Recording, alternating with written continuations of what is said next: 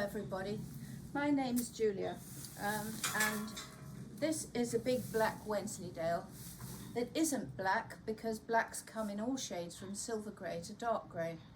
So what I'm going to do is, I thought it would be nice to talk to you a little bit about the sheep and why they're such a good breed for various things, but particularly for their fibre, because they are unique. And the reason they're unique is that they were an improved breed from the Leicester Longwool and the Teeswater and the Masham mug in the 18th century. And in 1725 there was a chap born called Robert Bakewell, and Robert Bakewell lived to the ripe old age of 80. He travelled around Europe and gathered a lot of farming practices when he was young. And when he came back, he set to and improved many of the breeds of sheep and cattle, the length and the breadth of the UK. And the way he did it was fascinating. It was called in and in, and what he would do is take some of his good rams and rent them out to people right across the Dales, in the case of the Longwools. And then he would say, right, I want your best ewes when they come up. So when they had their lambs, he had the right to go through the flocks, pick out the best ewes and have another go. And he went on doing this for several years until he got to what's called a genetic leap. But he did that with one particular ram called Blue Cap.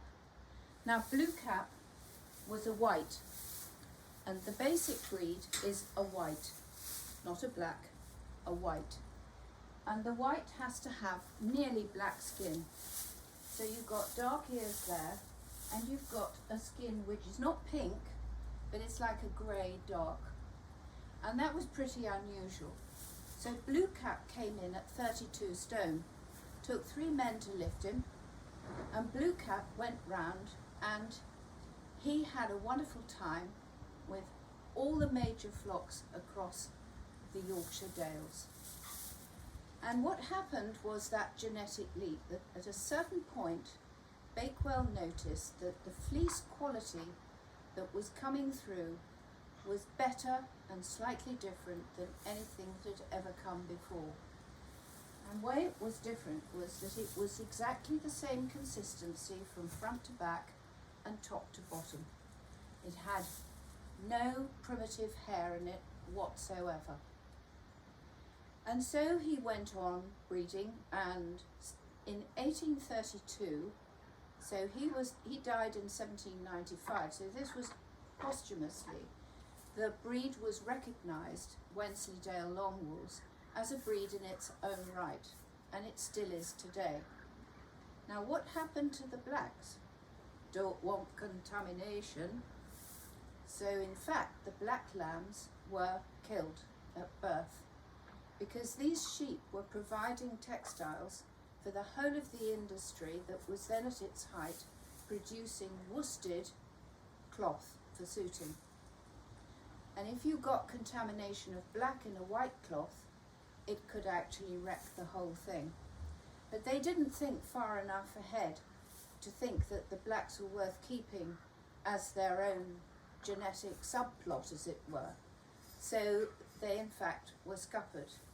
And it took until 1985 for the blacks to be recognised as a flock within a flock, which in a way was a pity, because it meant that their genetic pool and the black and the whites, had to be kept separately, but within the whole gene pool of the breed itself.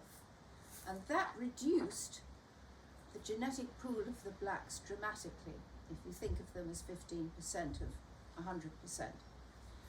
And so, in fact, what happened was that a lot of the blacks began to suffer from small genetic choice. And when I took on 3 or so breed black Wensleydales, I set out to spread the gene pool back as far as I possibly could. And that meant I went looking for rams that were of different heritage, different bloodlines. which is what they're known as. And I managed to find about 4 or so different bloodlines, and by the time it was 209, I got some decent animals. And when I say decent animals, I mean big in stature, because these are one of the biggest breeds, with an extremely good, tight, consistent curl, with consistent colour, with good health, because that's absolutely paramount, and who bred well. So the quality of the fleece very often comes through the ram. So I had a ram called Popeye, Beach Hill Popeye, and he was not nice. He was a thug, actually, but he had the best quality fleece that I would ever have found anywhere. And at 4, his fleece was still as good as when he was a shearling, with a tight curl, softness and luster. Back to the genetic leap for a minute.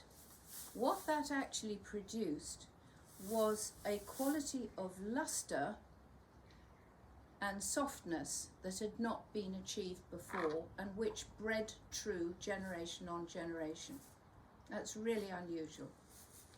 So from the black and the white point of view, what you've got is a fleece that is really, it's got every characteristic that you could possibly want in a high quality fleece. It's got the ability to be spun because it's long, you can spin it worsted. It's got the ability to be drawn fine because it's got a high tensile strength. It's got shine when it's worsted spun, and it's got luster. And in the case of the blacks, if you can be bothered to sort them, which a nerdy person like me does, you can get intense colour. This is not an intense colour. This is a tone that is now of age, but which is very pretty in its own right. So if I have enough fleeces to make up 10 kilos, I can get a small run done of this rather pretty fawny grey. So the silver greys are a story in their own right, because the silver greys, and I'm going to pull one over from the back here, the silver greys are a genetic gift. You can't breed to a silver grey from a silver grey, because it's a recessive gene, and if you put a recessive gene on a recessive gene, you'll get all sorts of health problems. So what you have to do is, if you get gifted with a silver grey, you put it back to a pure black, and then you hope. Now, for some curious reason, the southern flocks, that's people like me in Sussex, get more variation in colour, and we get more silver greys than they ever do up north. So there must be something to do with the ground, something to do with the climate. We don't know. So I've been very fortunate in having a few silver greys and being able to make a run of worsted yarn from them. So it might take me 3 or 4 years to get enough good quality fleece to create that amount of wool. So it's nothing. I mean, you could say it's less than a micro business. It's a tomfoolery. But I do it because I am beguiled by the animals and by the quality of what they will give. And the smell is so good. The smell of a fleece on a healthy animal is really lovely. It's natural. It's got lanolin in it. It doesn't taste sour. It just has a natural sweetness about it. And that's the way it is. So there is one that is a silver grey. Bye.